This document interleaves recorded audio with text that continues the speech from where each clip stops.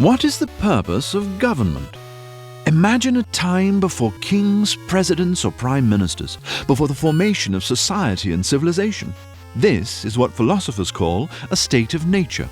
In this thought experiment, people lived freely, without rules or formal laws. But what exactly does this state look like?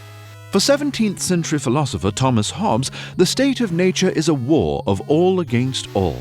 Mankind's basic nature is fear, insecurity, death, and turmoil. And from this constant terror, people decided to surrender some basic rights to a sovereign entity, or what he called the Leviathan. If one was, say, fed up with the theft of his potions, the state could pass laws to protect his goods or help him receive some sort of reparation. This protection is important for a number of reasons, but the most significant is that laws and their enforcement keep constant anxiety at bay. For 18th century Swiss-born French philosopher Jean-Jacques Rousseau, the state of nature is rather different than that conceived by Hobbes. Rousseau sees natural man as independent, solitary, and peaceful. Rousseau thought people were much better off without government. With the creation of agriculture, private property, and the division of labor, however, came inequalities. Unequal access to resources created tension, enmity, and envy. People started to become aware of their limited material situation and lack of upward mobility. They became aware of their unfreedom. This led Rousseau to claim that man is born free and is everywhere in chains.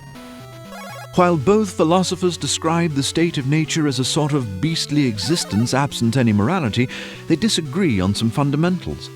Rousseau sees the Hobbesian model as leading to despotism, in which people have no choice but to turn to a third party to secure basic needs. Consequently, they do not freely choose their leaders.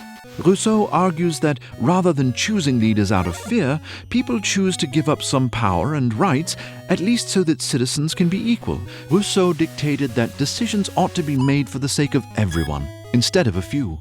This would require that people follow a rule of law that they would follow on their own anyway. For Rousseau, people are better without government, because society means unfreedom and oppression.